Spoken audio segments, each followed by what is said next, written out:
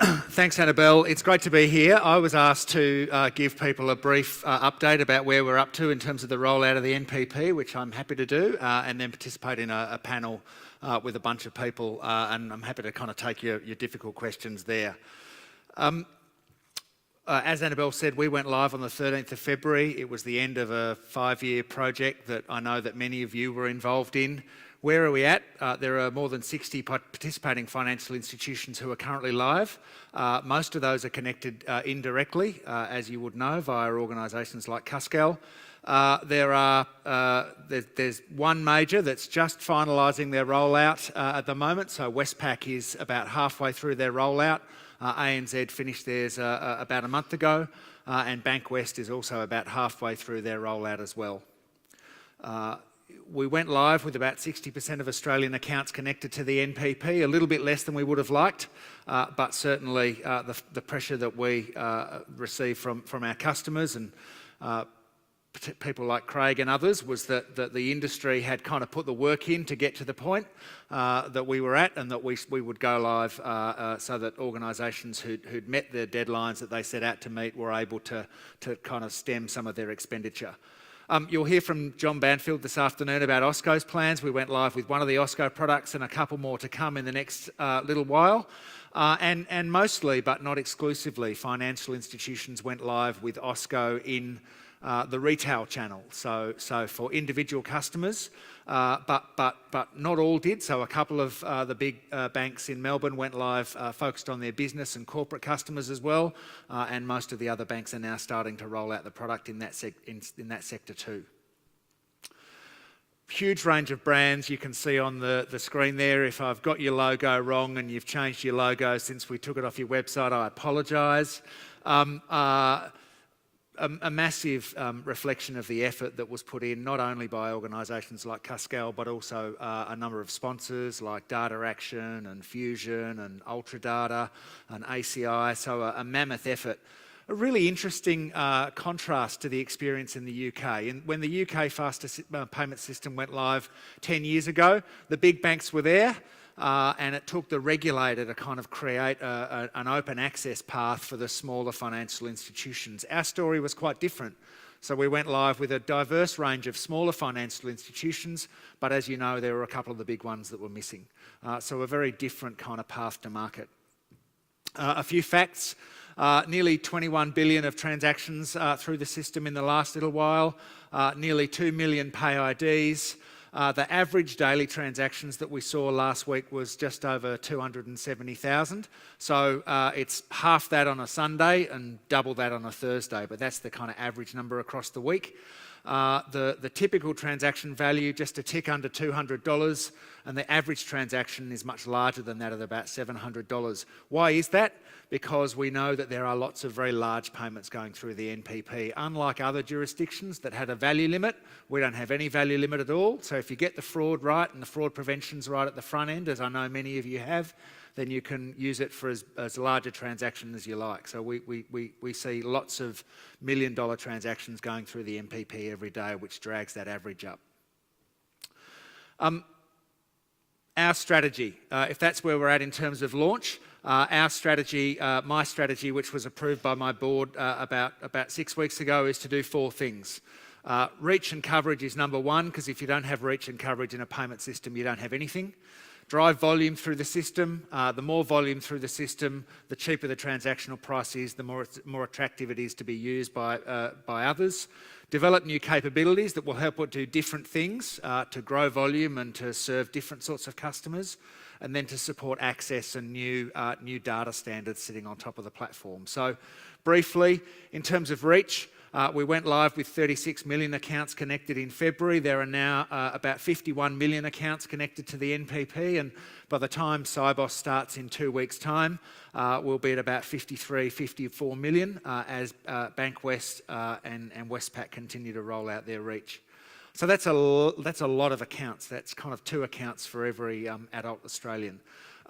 There are a handful of smaller regional banks in Queensland that will be going live in the next year or so with the support of one of their big 4 bank agency providers.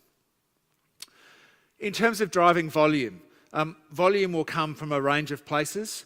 It'll come from cash, it'll come from cheques, it'll come a little bit from cards, particularly if we're looking overseas experience for buying things online, not so much at the point of sale, but certainly online purchases. And it will also come from other places like real-time gross settlement. But the main area that volume will come from is from direct entry. And there are about 3.7 billion direct entry transactions in Australia in any given year.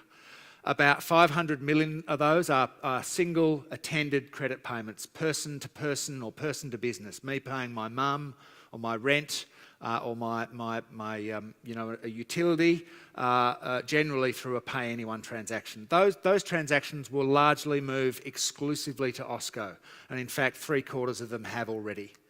But it's only a small part of the overall picture. 1.2 billion transactions a year are made through direct debit. And we identified as an industry, even before we went live, that the problems with direct debit are so significant and so pronounced, and they're not going to be solved on a 40-year-old piece of kit. And so the industry started work about 18 months ago on designing a new product that would be direct debit-like and would utilise the real-time payments rails as well as a couple of other bits of kit. But half of the direct entry transactions that go through the system are bulk payments. Invoice payments, some of which are not time sensitive at all, data-rich payments, superannuation, payroll, electronic invoicing. There's a big bucket of those payments that are going through through direct entry. Some of them are moving through the NPP now, particularly as banks have upgraded platforms like CommBiz and NAB Connect, so that businesses can make fast payments to other businesses or to their staff, for example. But there's more work that we need to do to kind of unpack that segment.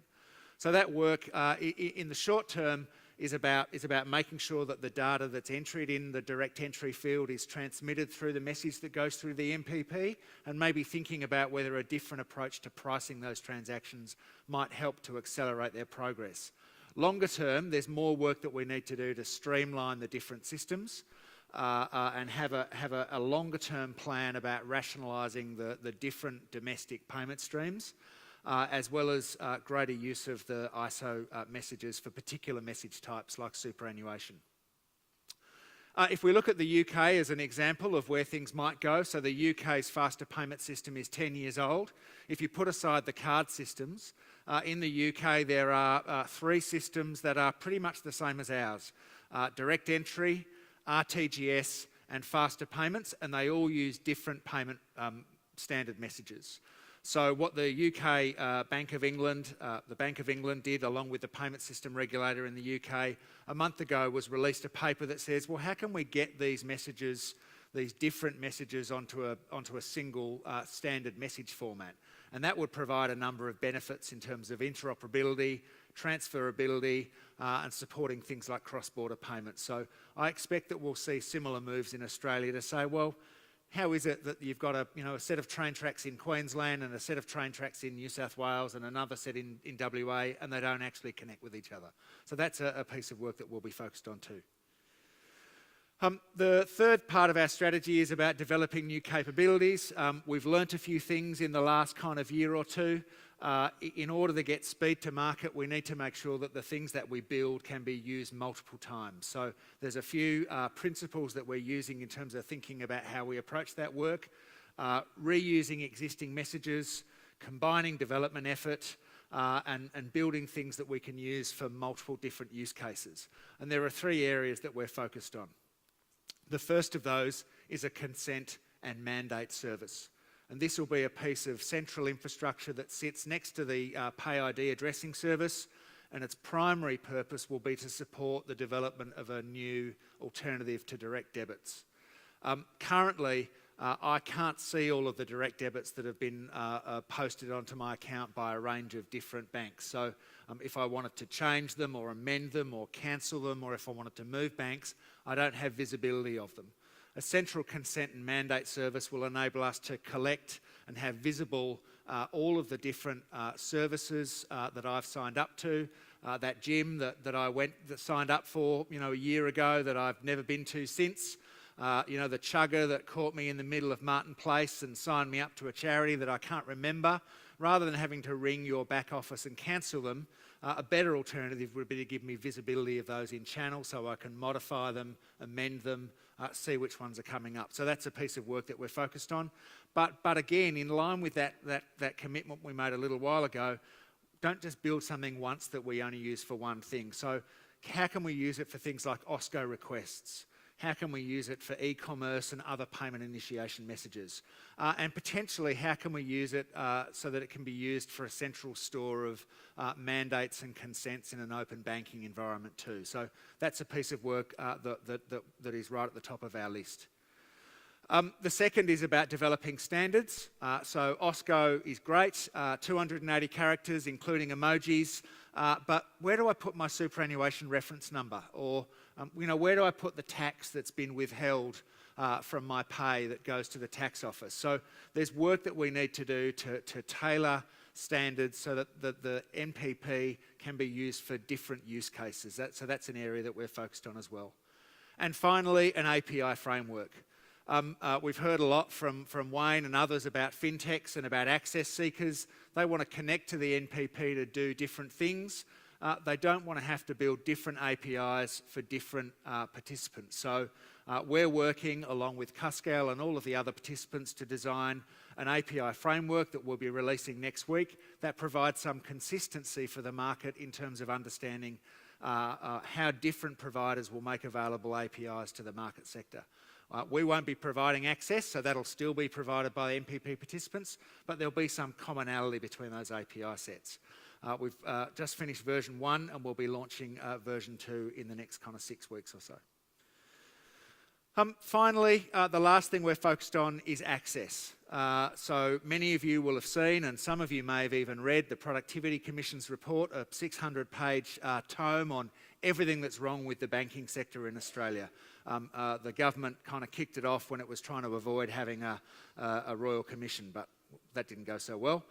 So the Productivity Commission produced this report. It landed about 3 months ago. It had a bunch of things to say about brokers, about everything, and it had a chapter about payments, including about interchange, but also about the NPP. The Productivity Commission had heard from the market that the NPP was designed by the 4 big banks and it was locked up and nobody could access it at all. And I understand the kind of the vibe and the whole document has a kind of vibe about it.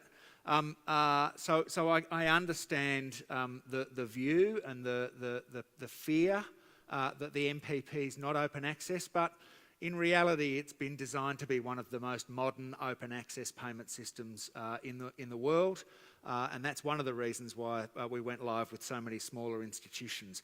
We need to do more work. We need to demonstrate that the regime will work the way that we want it to work.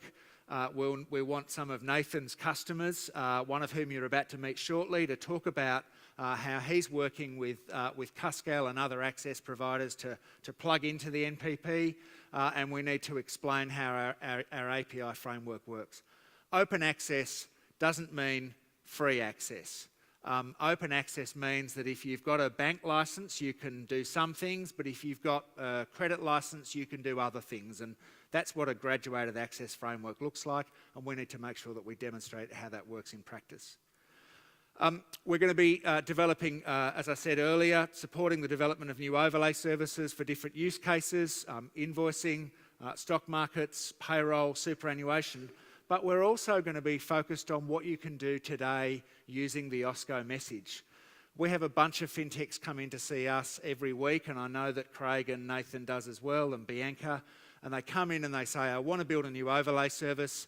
And they sit down and they tell us what they want to do. And they don't want to build a new overlay service. What they want to do is they want to make one connection into the NPP at either end, and they can do a whole bunch of really interesting stuff, such as the examples that you can see there. So we've got to do more work to explain what's an overlay service and what's just somebody just using the Osko message that we've already built. This is a report that FIS produces every year in advance of the CYBOS regime that maps all of the different real-time payment systems around the world. And you can see there in the bottom right-hand corner, you probably can't read it, it says the NPP Australia platform, and we get 4.5 out of 5, which is a pretty good start. and a pretty good score. So congratulations to all of you for all of the work that you've put into getting us to where we are today. Cheers.